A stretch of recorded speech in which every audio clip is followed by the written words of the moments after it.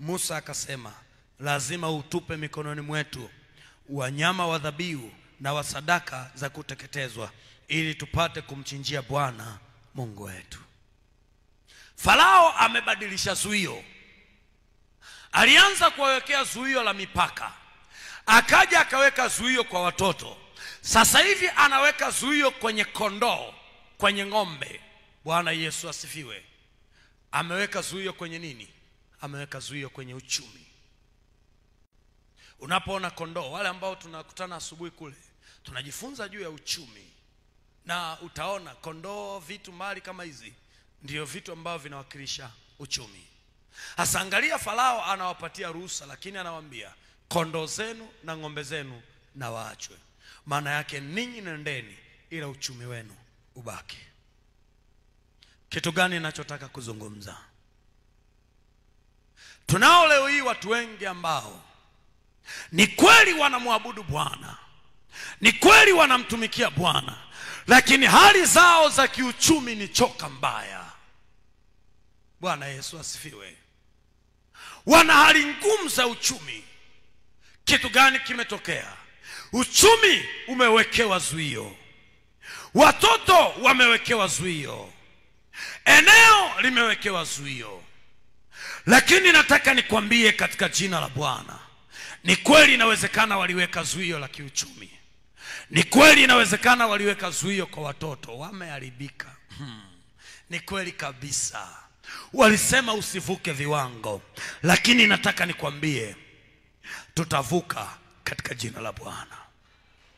Tutaenda viwango vingine, na watoto wetu tutakwenda pamoja nao, na uchumi wetu tutakwenda pamoja nao. Ninataka nikwambie na nikutie moyo, mtu ulioko hapa, inawezekana na viongea wanao hawaeleweki. Hao watoto utakwenda pamoja nao. Inawezekana uko mahali hapa uchumi wako haueleweki, malango yatafunguka, huo uchumi utakwenda pamoja nao. Inawezekana uko mahali hapa umeambiwa usivuke viwango, tutavuka hivyo viwango katika jina la Bwana. Watashangaa, mbona amefika viwango hivi? Tunawaambia kwamba Mungu ameingilia kazi. Mbona watoto wamebadilika? Ndio, nyie mlizania mmewazuia. Hapana, tunaenda pamoja nao. Mbona uchumi umekuwa namna hii? Tutasema hapana, na uchumi wetu tunaenda nao. Na ninakuombea katika jina la Bwana, uchumi wako uende pamoja na wewe, watoto wako waende pamoja na wewe katika jina la Yesu. Ukavuke mipaka, uende viwango vingine. Ninakuombea katika jina la Bwana. Sijui kama unanielewa, sijui kama unanisikia. Usilie wala usihangaike.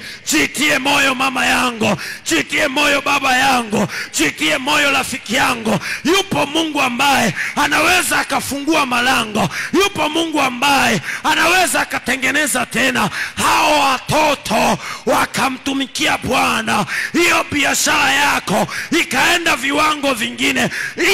Inawezekana, inawezekana. Unayeniona hapa, kuna wakati nilikuwa choka mbaya, lakini neema ya Mungu ikanisaidia. Kuna wakati nilikaa eneo moja, lakini Mungu akafungua mipaka. Na wewe inaweza ikafunguliwa, ukaenda viwango vingine, ukaenda viwango vingine, ukaenda hatua nyingine. Na ninakuombea katika jina la Yesu Kristo aliye hai. Ramanda rabasikiri ribosa kaya ramando robosi. Hapana, hatutokaa viwango hivi, hatutokaa. Hao watoto hawatozuiwa.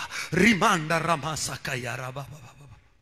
Sijui ni nani hapa, sijui ni nani tu. Rimando robosaka ramanda ramasaya ramanda ramamamamamamamamamama. Sijui ni nani, ila nasikia huku ndani Mungu ananiambia nipo kwa ajili ya kumsaidia mtu hapa, nipo kwa ajili ya kumtetea mtu hapa, nipo kwa ajili ya kumpigania. Na Mungu yupo kwa ajili ya kukupigania, na Mungu yupo kwa ajili ya kukutetea. Yupo kwa ajili ya kutetea uzao wako, yupo kwa ajili ya kutetea hiyo ndoa yako, yupo kwa ajili ya kufinyanga, yupo kwa ajili ya kutengeneza. Vinafinyangwa na kutengenezwa tena. Ribasiki. Oh ya. Oh.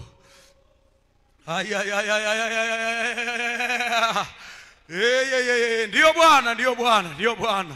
Riboseke yana mandaraba. Karama sakaya. Ndio. Kuna watu unawahudumia hapa Bwana.